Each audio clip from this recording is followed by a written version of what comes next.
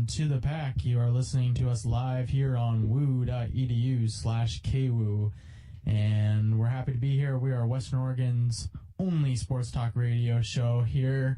Again, you are listening to KWOU Radio. I'm Iain Dexter alongside my co-hosts Gunther Bird and Kellon Hughes. Fellas, how are you doing tonight? Feeling good.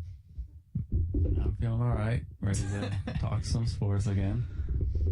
Yeah, Gunther's really feeling good. He had a good night last night, didn't you?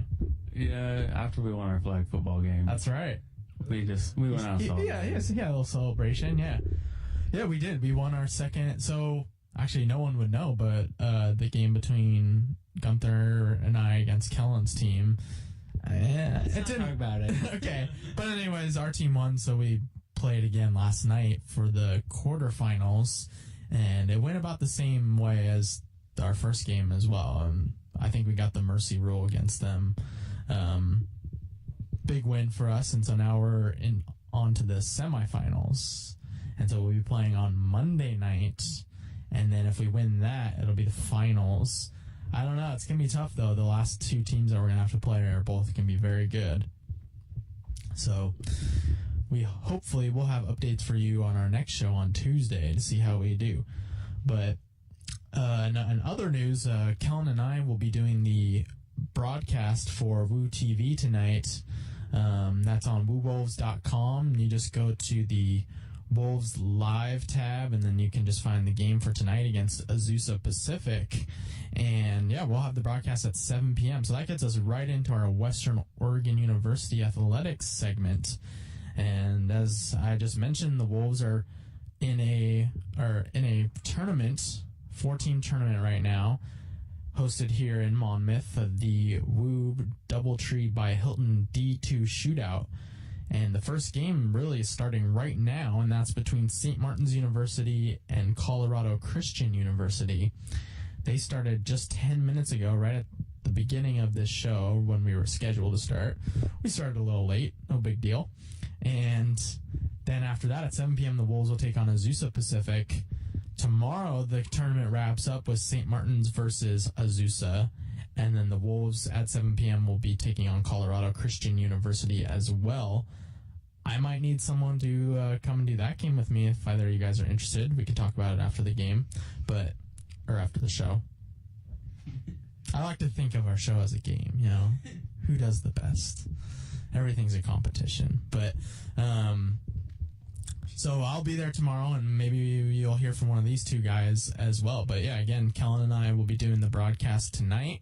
We look forward to that game. The Wolves are 1-1 on the season. They haven't played since our last show. They had the GNAC Pac West Challenge.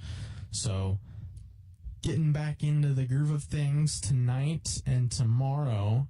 And then they have a few more games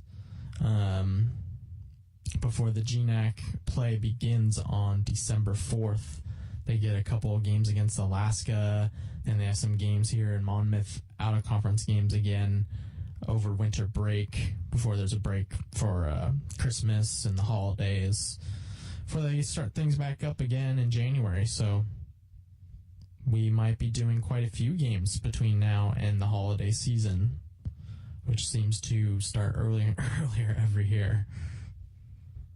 With see, the work is all decorated and like holiday and mostly Christmas. Yeah, I mean, I can kind of understand it for us because students aren't here like from the first week of December on, so you kind of have to. Otherwise, there's no point in even decorating it for the school because no one's going to be here during those couple weeks. So I guess you start early here, but it is kind of ridiculous how early everything starts before Thanksgiving, in my opinion. In my humble opinion. As for the women's basketball, they played a game on Tuesday when we had our show. I don't know why I thought it was a different day. They usually play Thursday, Saturday, but they played on Tuesday against Concordia University, and that was up in Portland, Oregon. They lost 69-72, so a close game there. Trying to pick up their first win on the season. They dropped to 0-3. All out of conference, though, so it's just learning experience right now at this point. Dana Gallardi led the team with 20 points. And again, she continues to be the best player on the team from last year. 11 rebounds.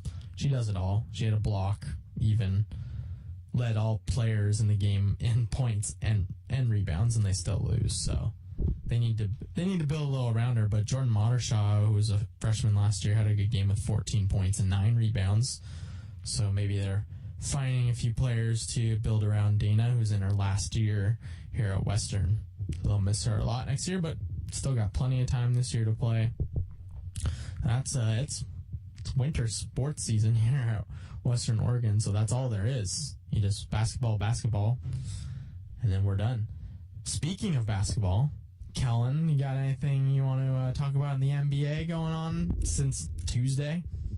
Well, Lance Stevenson seems to be the gift that keeps on giving in terms of flopping jokes, as he there's a video on the internet of him slapping himself in the face and then collapsing as though he got demolished. And you know what? As ridiculous as that play was, he got the call. Yeah, that's just the NBA for you, in my opinion, a little bit. Guys are able to flop and get away with it too often. Yeah, right. So that's very funny. That's the same guy who blew into LeBron's ear. Am I correct? Correct. I told her, he's just a gift that keeps on giving, and it's entertaining and almost just sad to watch. Just be like, you have so much talent, but you're just so much of a baby on the court. Yes. But yeah, other than that, NBA season currently kicking into gear as kind of the Western Conference is very up for grabs as of late, with OKC not having any of its players and San Antonio kind of struggling out of the gate.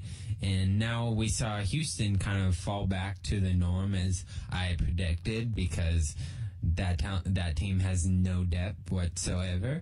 And good prediction. Yeah, and the West is just wide open. So it leaves it right open for Portland to take that next step and see what that team can do. And the East is also wide open. I mean, currently Toronto is the top player in the East, and I believe that will stay because I have a lot of faith in that team. But the East is also very wide open as well. Yeah, Toronto feels like a surprise a little bit this year. They were improving last year, but I just didn't expect them to be number one team. Yeah, I give the credit all to the coach, because that team, literally, the team's whole makeup was a addition by subtraction, because they traded away Rudy Gay for a few bench players, and they ended up having like the best record in the NBA after that. So it has a lot to do with the coach, in my opinion.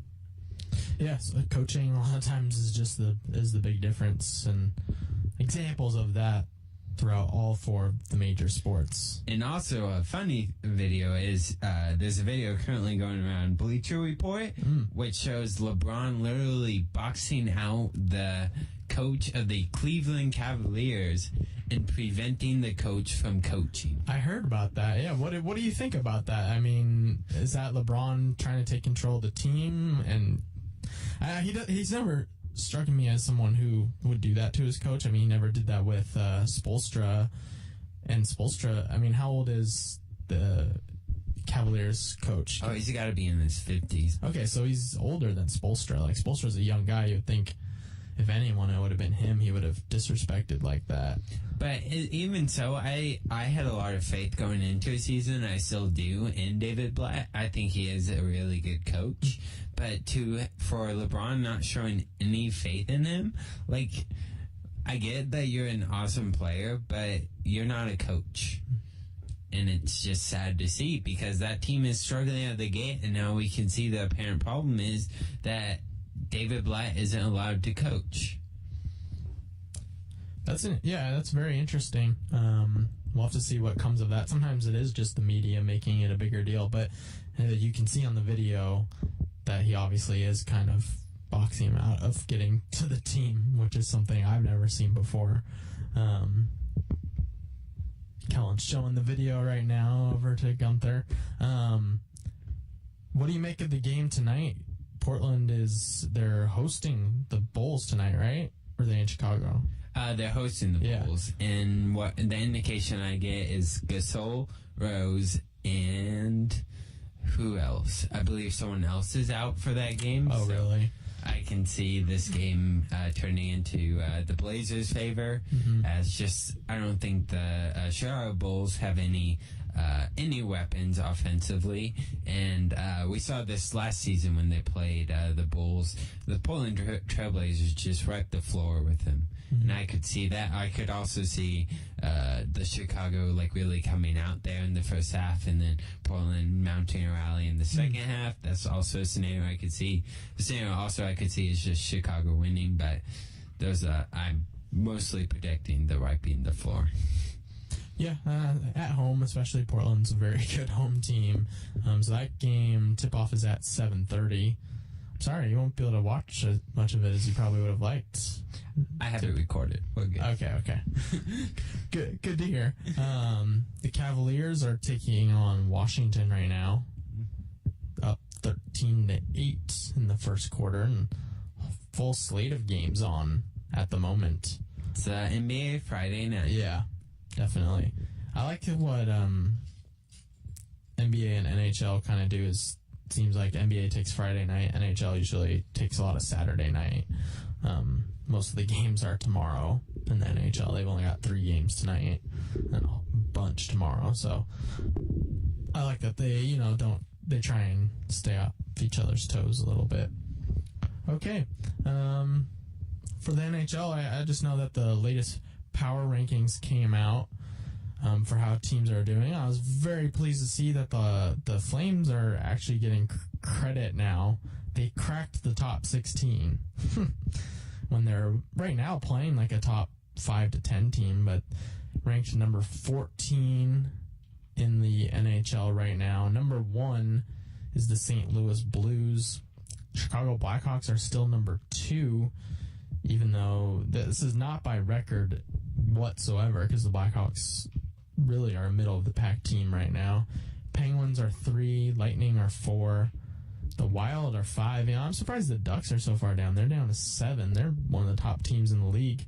Montreal Canadiens, team with the most points in the NHL, they're 13th, one ahead of the Flames. That's not very fair in my opinion. You gotta base it on how they're playing a little bit right now.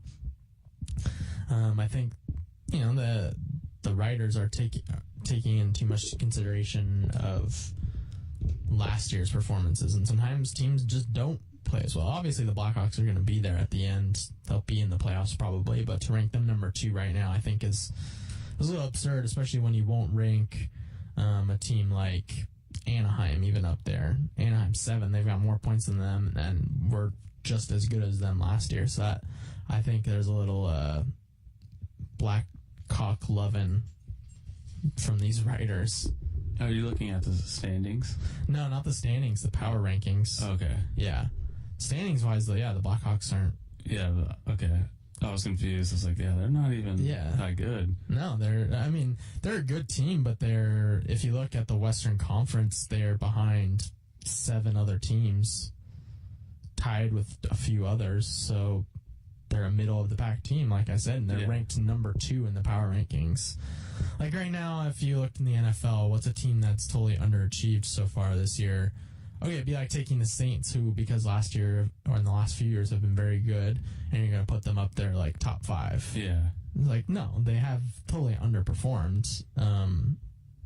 So that's how I take it. The Blackhawks, maybe not quite that drastic, because they are over 500, but that's the first example I could think of off the top of my head. But even so, let's move on to a little segment I call Buy or Sell. We haven't done this in a while, but I thought of a few topics here to cover, mostly revolving around the NFL, but one not NFL. Actually going to something we don't talk about too much, but NCAA football. Yeah, and I'd like to hear your guys' opinions on this because the NCAA football season is wrapping up pretty soon. I mean, we're getting to the conference championship games in just a couple weeks. And I think, we have the second to last regular season games are coming up tomorrow. And then teams have, usually they're like Civil War games in the last week. And then it's going to be conference championships. So that's where it's really going to be made in these last couple weeks. And we might not be fans of the Oregon Ducks, but right now they're ranked number 2 in the entire country, 9-1. And Alabama is now ranked number 1 after beating Mississippi State, right? Right, yeah. And Mississippi State was number 1. Alabama, I think, was 4, but they jumped to 1 for beating the number 1, which I think is fair. Mississippi State dropped to number 4, and number 3 is, who's 3?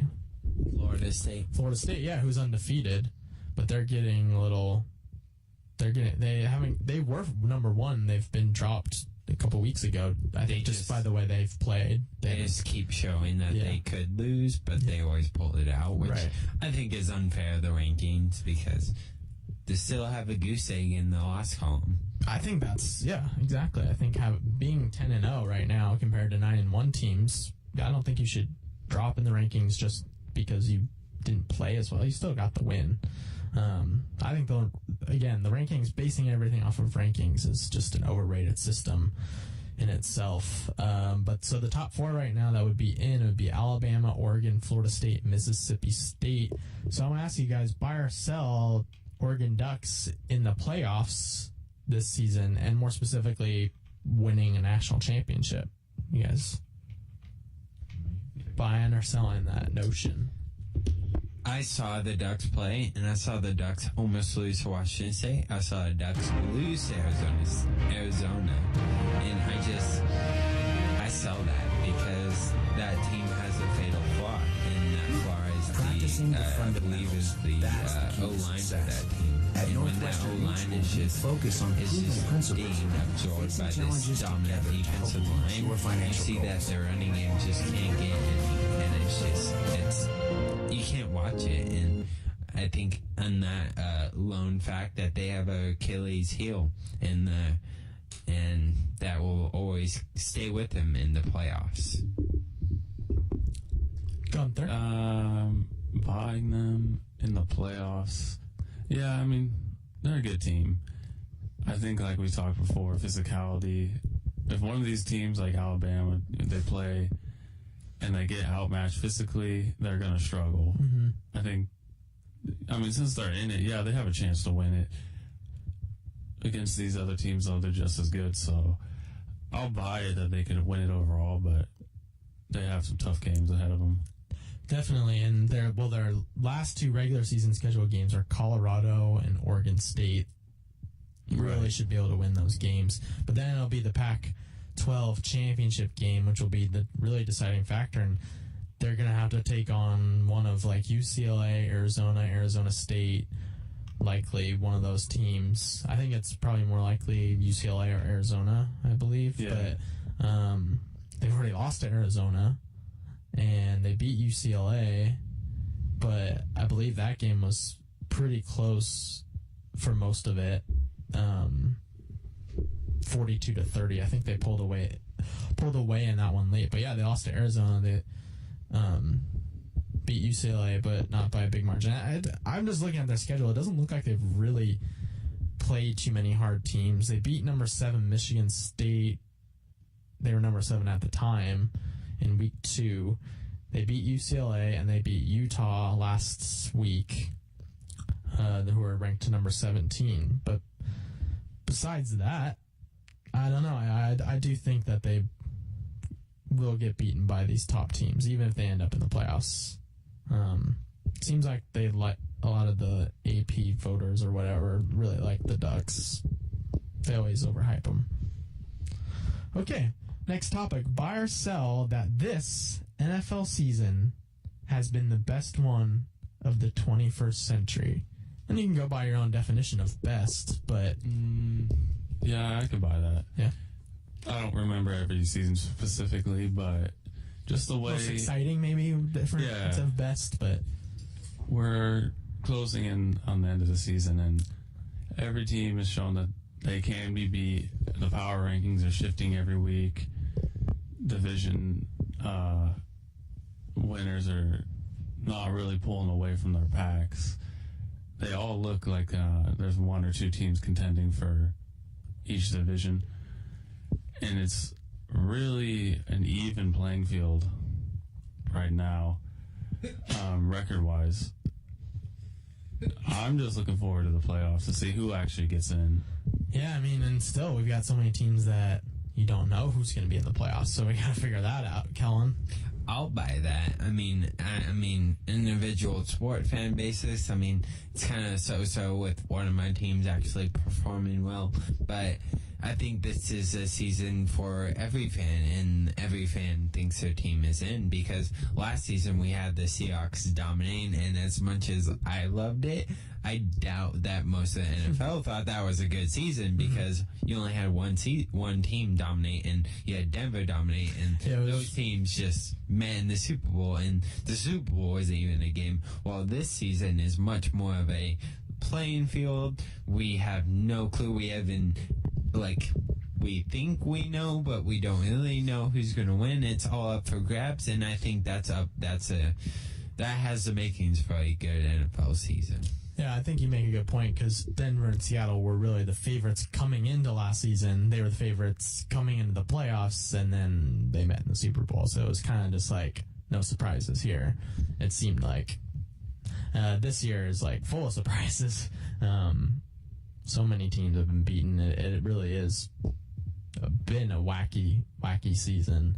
We finally got off the schneid for the last team to actually pick up a win. So now there are no undefeated teams. There are no winless teams. That's pretty cool. And so this last topic has to revolve around that. I'm going to say, buy or sell, Derek Carr is the best quarterback of the 2014 draft class. And I can name some of the players for you who are drafted this year. Blake Bortles was the first one taken off the board at number 3 by the Jags. Right.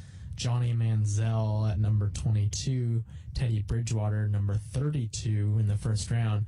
Derek Carr was the first one taken in the second round. Some other guys, Jimmy Garoppolo.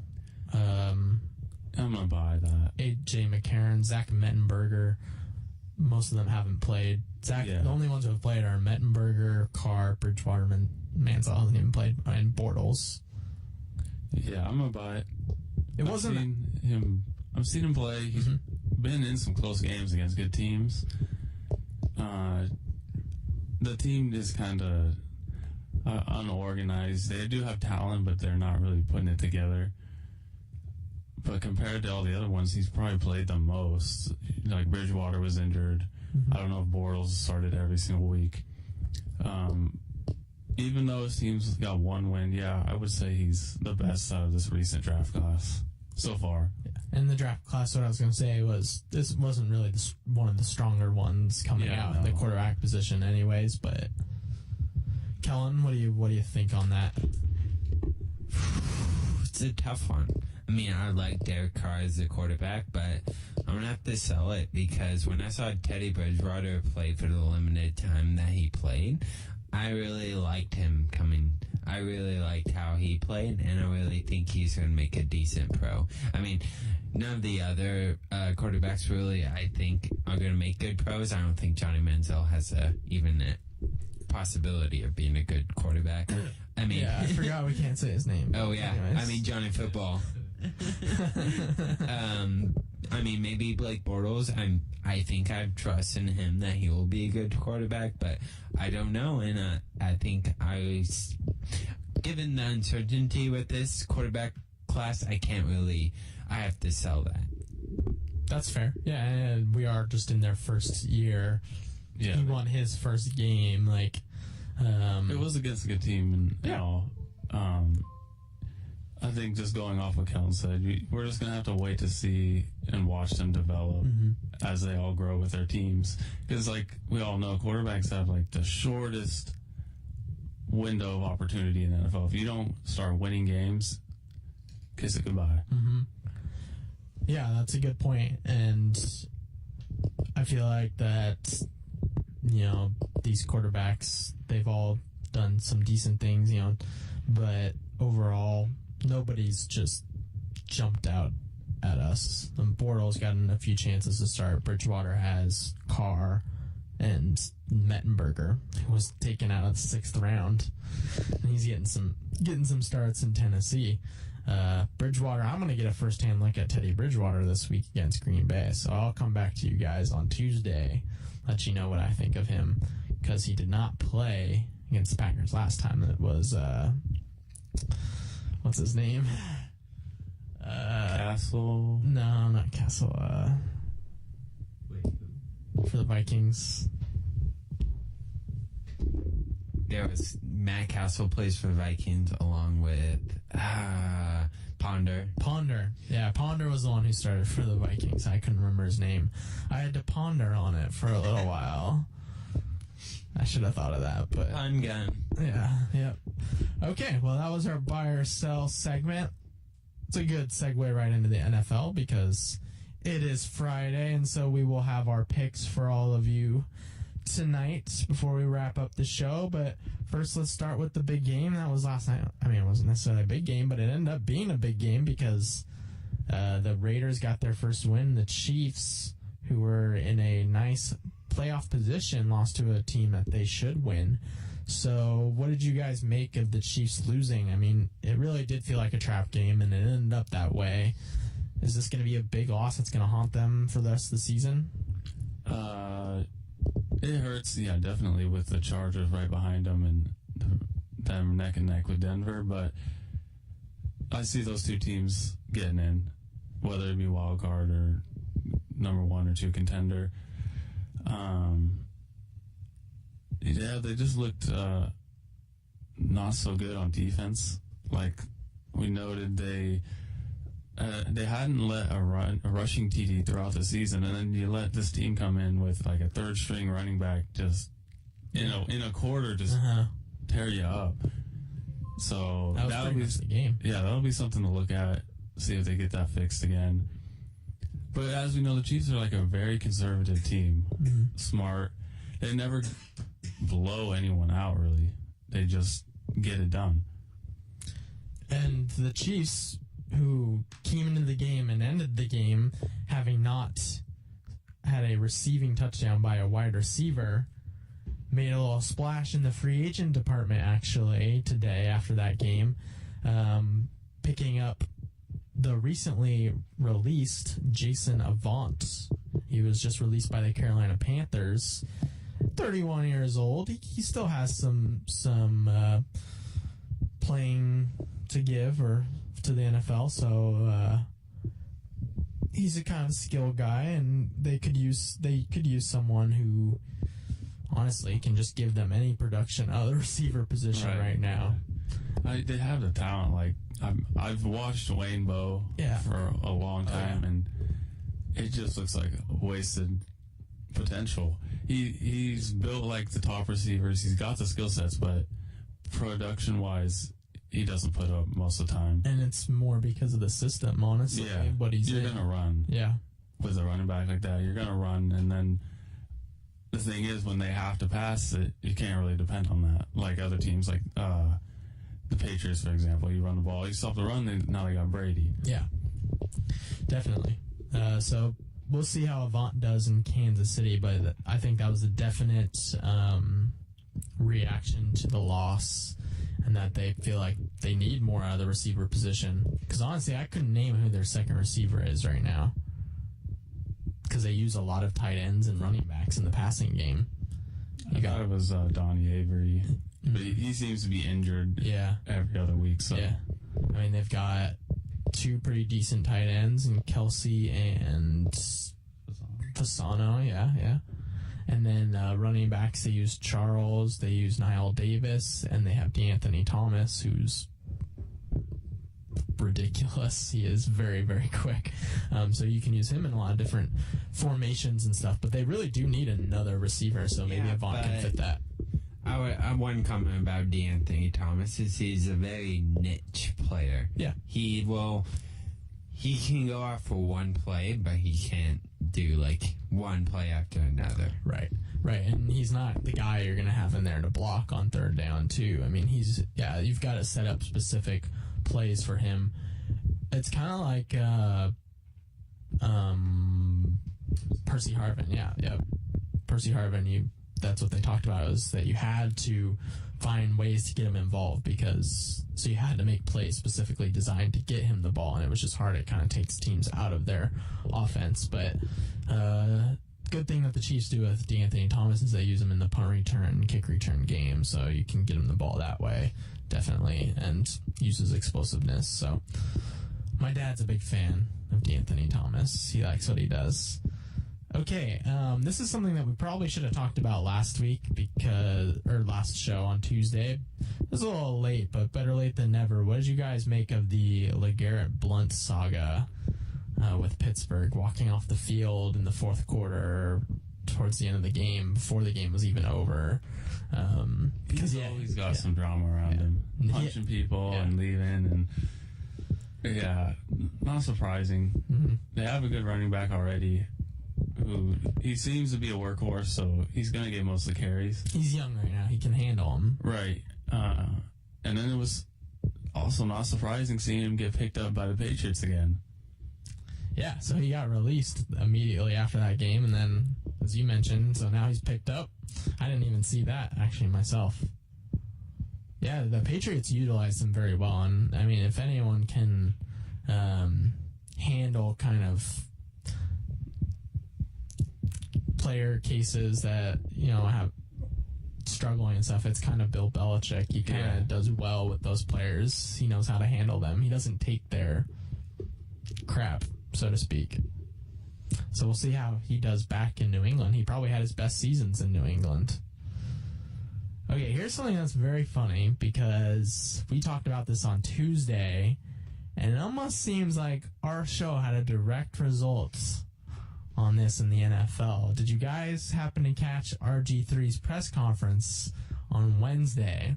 Now, Tuesday we said, I wish I had the audio right here to play for everyone, but we were saying maybe he should take a page out of Bill Belichick's book and, just say, on to Cincinnati, or,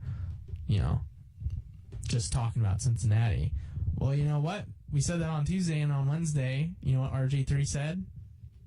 You guys hear about that? Yeah. Yeah. Focus on San Francisco. Focus on San Francisco. Just focus on San Francisco. I thought that was funny. What did you guys make of that? Was that all the coaches, or did he decide to do that, or... I'm just glad he decided to, or that happened, because you know what? Yeah, he was throwing his players under the bus after the game, and just wasn't a good situation after a loss. And so, it does seem like Jay Gruden, probably talked to him. It was just like, you can't say those types of things to the media. Yeah. It's going to blow up. I hope he talked to him, because if they're just going off of watching each other's interviews and it's kind of like just bashing back and forth, it's going to get worse. Oh, yeah. I thought that was interesting, though. I'm pretty sure RG3 probably listened to the Pack that night and was like, oh, they're right, yeah. I think those guys are right. Yeah, so you're welcome, Robert. Yep. We're here to help you. Always got the advice. Yep. And one more, it's just been releases after releases, and Ben Tate being released by the Cleveland Browns. That was kind of surprising. And on his Twitter page, he bashed the Browns a little bit. He just said, actually, not specifically the Browns, but he said, F you, Cleveland. Ouch. That's it. Yeah. After he was released. That's going to hurt his stock a little bit, but... He was picked up by Minnesota, so... they needed a running back. Yeah. So I'll be seeing him on Sunday. Definitely in the Packer game, but that was an interesting release, because he was supposed to be their big running back this year, and teams aren't really putting up with a lot of crap these days. They're just going to release you if they don't think you can. Yeah.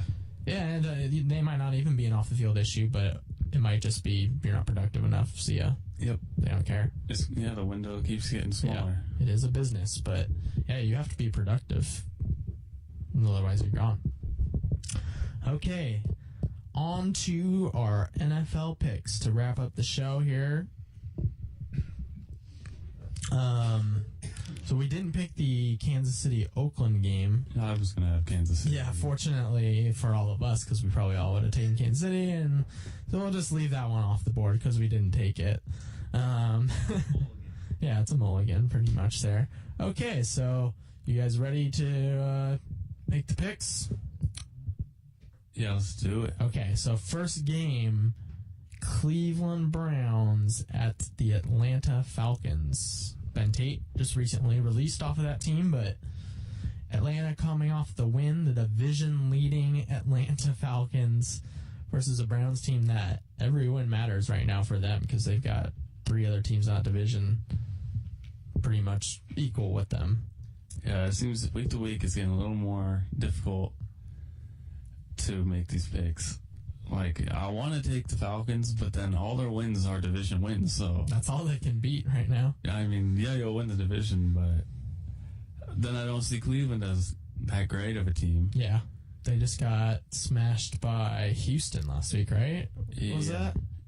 Yeah, Houston. I'll just take Atlanta then. Okay. I'll take Cleveland.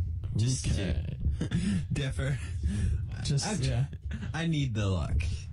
Yeah, I don't know who I'm taking. This is a tough one. I might just do it just to stay with Gunther, and if I lose, I'm okay, Kellon gains. And it's kind of a little strategy game now here. Because this is one game I really don't know. Like, it could go either way. I'll take the home team, Atlanta. That's honestly the only reason. Okay, next game, Tampa Bay, Chicago. This is actually another game that I'm not very happy with. Chicago. You say that so passionately. Just Chicago. all right. Got Bears and yeah, I'll take Bears too. Bears all around. All right. Cincinnati at Houston. This is a pretty big game for both teams. Houston needs it to get back into the playoff contention. Cincinnati, of course, needs it because their whole division is right there. I've got my pick ready. I'm going to take the Texans this week. Kellon agreeing. I'm going to take JJ. JJ Watt, I'm assuming. Yep. Okay, so you're just taking... Okay, so I'll just put you down for JJ Watt. All right. He could win the game by himself. He could, honestly. I will take Houston as well. Cincinnati beat the Saints, but they're... I don't know. I find them very inconsistent still, so I would be content with Houston, who I think is a more reliable team overall. Jacksonville at Indianapolis, game of the week. Yeah. Gotta go with Indianapolis, because it seems like every week they get smashed, they come back and just torch the next opponent. And it's Jacksonville. I'm going to take it as my lock of the week, and I'll do it Indianapolis. Yeah, and I was thinking about them as my lock. I gotta make sure I haven't taken them as a lock. I'm pretty sure no one has. I don't think anyone's taken the Colts, actually, so that's not a bad pick there by Kellon. Anyways, let's move on and I'll figure that out. Green Bay at Minnesota. Gotta go with Green Bay. Pretty easy pick for me. Oh, it's a tough one. What to choose? Reluctantly, the Packers. I mean, you could take the Vikings just in case they got the upset, and you could take them, but you'd be pretty wrong. Yeah, I don't expect this game to be all that close, but hey, you never know. Yeah, I'm looking through, and it doesn't look like anyone's taking the Colts, so we are all capable of taking them as our locks. But I've got Kellon with it. So we all got Green Bay. Yeah, I think so. I'll just add to Aaron Rodgers' resume for the year. Detroit at New England. Now, this might actually be the game of the week. It's a pretty good one. I'm saying Patriots. Okay. I mean, it's two very good teams. Yeah. Great records. Patriots 8-2. The Lions are 7-3. I think this will be a big reality check for the Lions. Especially in Foxborough. I'm going to go with my Lions. He's taking his Super Bowl pick. Detroit. Okay. I'll take New England as well. This could be a good chance for Kellon to pick up some ground. I would like the Patriots, though, to take out the Lions for me. That would be nice. Tennessee at Philadelphia. Philadelphia was stomped last week. Tennessee In a close. did decent against Pittsburgh, but couldn't come Yeah. with the win. I'm thinking of taking the Eagles as a lock. Hmm. That's not for sure yet, though. Okay. Tennessee they feel pretty bad. What do you think, Kellon? I think I'll take Philly as well. yeah. They can rebound. Philly by far. Yeah. It's not even choice. I mean, they did just get annihilated, but I think teams usually respond all right to that. And you've got a weaker opponent at home. It's probably a good time for a rebound. St. Louis at San Diego. St. Louis has been the giant killers this year. Yep, and Can they that's take? why Yeah. I'm taking St. Louis. All right. Can take out another big team in San Diego. Kellon. I think San Diego rises up to the act of the giant killers and stops it from happening. Yeah, this is a tough one for me because, St. Louis has been very hot the last 4 weeks. Chargers barely even outlasted the Raiders. Yeah, they squeaked one out against... Twice. Yeah. Yeah, but the Raiders really wanted to win because they had a win to that point. So it's a different situation. It's the mentality of teams week to week. And you just don't know how they're going to be doing. I'll take... This is a toughie. I'll go San Diego. I kind of want the Rams to win because I kind of like what they're doing. I know you do, but I like what the Rams are doing this year. I'm impressed. Okay, this is a big game, too. This is a very big game for the Seahawks. Arizona at Seattle. I mean, if they lose this game, you're going to kiss the division goodbye for sure. Yeah. And then you're only looking at a wild card. They could get back into the division, though, if they win this one. But they got to beat both against Arizona. What are you guys thinking? In Seattle? I'm going to have to go with Arizona. Okay. Strictly because of their pass defense. Yeah. I think that'll be the main aspect that the Seahawks need to overcome. Kellon, shall I dare ask, or... I'll stick with my Seahawks. Yeah, I believe that. Proud of you. Stick with your team. They are at home. I mean, it's got to be the game.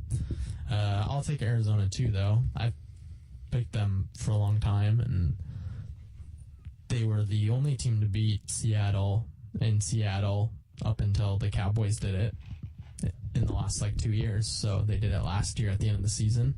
Who's starting at quarterback for Arizona? Isn't it Shannon Hill or something like that? No, that's Sean Hill is for the Rams. Yeah. Who's for Stanton? Stanton. There we are. Drew Stanton. Yeah. I'm surprised they're doing so well with Drew Stanton. I think because they built a good team around him, and it's not all about the quarterback for them. They have Carson Palmer. Yeah, and Carson Palmer did very well for them, but I think Stanton's actually is decent, but they've got such a good defense and a pretty solid offensive line and just players around him that can do stuff. He's doing well in that role for them. Okay, Miami at Denver. Miami is a dark horse team right now. Looking good. Denver coming off of the tough loss against the Rammies. Gunther, I will not ask. Just write you down for Denver. Mm-hmm. Okay. Kellon, you looking upset here, or are you going to stick with the Broncos?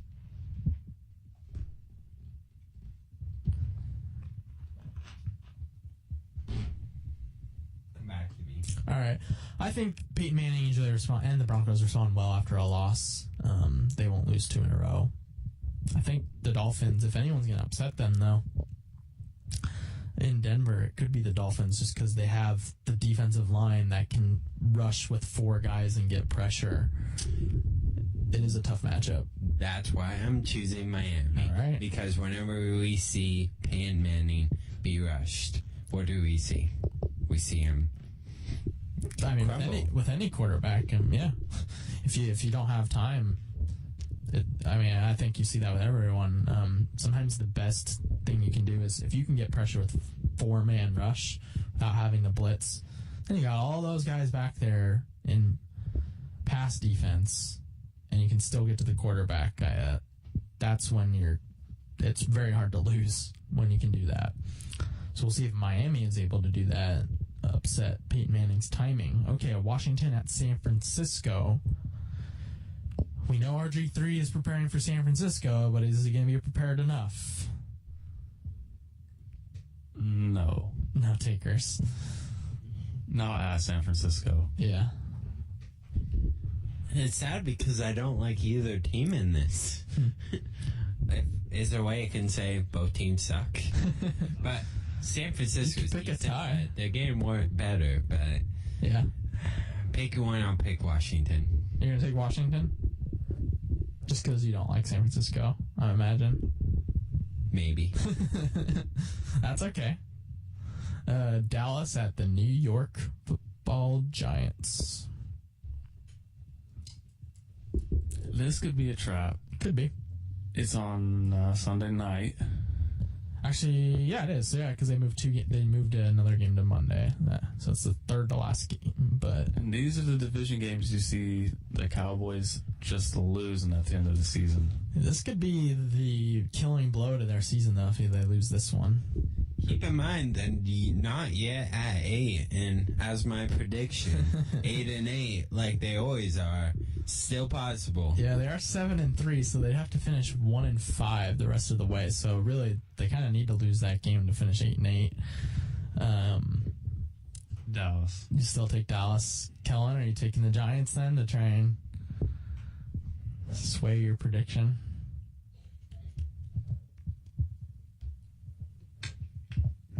I'll take Dallas as well. I'll take Dallas. Okay, so we all are all in Dallas, but I wouldn't be surprised if the Giants win this. New York Jets at Buffalo. This game, because of the crazy storm going on in Buffalo right now, snowstorm, they've moved it to Monday night where they're playing in Detroit. It's kind of interesting.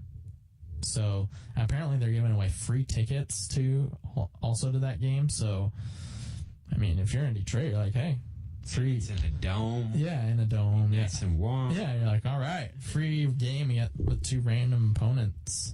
It's kind of interesting. I'm going to take the Jets. Wow, Jets. Might be the first Jets pick all year from anyone. Kellon, I've got Buffalo. I have Buffalo. Okay, and final Monday night game, Baltimore at New Orleans. Saints need a win. They're slipping. Baltimore needs a win too. I mean, again, those divisions are like put up against each other. It seems like a lot this week. Cleveland, Atlanta, Baltimore, New Orleans. I'm going to take Baltimore. Okay.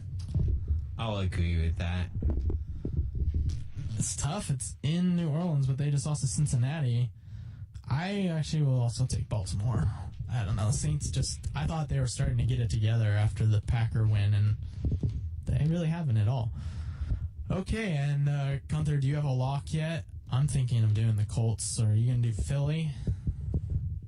I'm going to do Colts. That was kind of the one I was thinking of all week.